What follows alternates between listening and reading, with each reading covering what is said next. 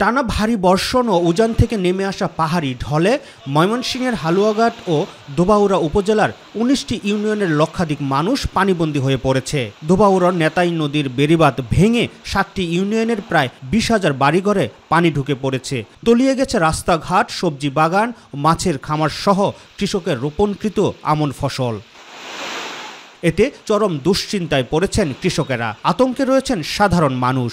মানুষের ঘরবাড়ি নষ্ট হয়ে যাচ্ছে, রান্না বাড়া করতে পারে না, খাওয়া দাওয়া নাই। ফসলে এমন কোনো জমি নাই যে তলাইছে না, রান্না বাড়া করতে পারি না, খাওয়া দাওয়া নাই।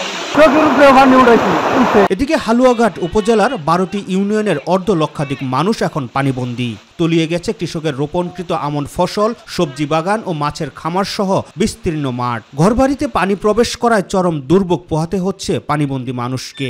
খাবারের অভাবে আছে, তাদেরকে আমরা তাৎক্ষণিকভাবে সংশ্লিষ্ট মেম্বারের বাড়িতে এখন খাওয়ানোর ব্যবস্থা করেছি। পাশাপাশি জেলা থেকে আমরা যে সহায়তাটা পাচ্ছি এটা যাতে দ্রুত সাধারণ মানুষের মধ্যে পৌঁছে দিতে পারি সেই ব্যবস্থা করছি।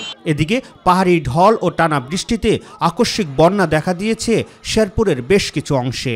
এতে শেরপুরের নালিতাবাড়ি, শ্রীবর্দী ও ঝিনাইগাতি উপজেলার কমপক্ষে ১১৩টি গ্রাম ও ময়মনসিংহের ধোবাউড়ার ৫০টি গ্রাম পানিতে প্লাবিত হয়েছে।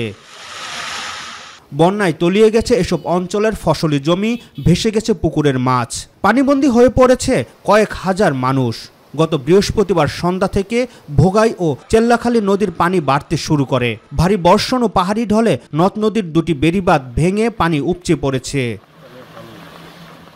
ভারী বর্ষণ ও পাহাড়ি ঢলে নদীর দুটি বাঁধ ভেঙে পানি উপচে পড়েছে। শেরপুর জেলার 3টি নদীর পানি বিপদসীমার উপর দিয়ে প্রবাহিত হচ্ছে। 3 উপজেলার অসংখ্য মাছের ঘের ভেসে গেছে।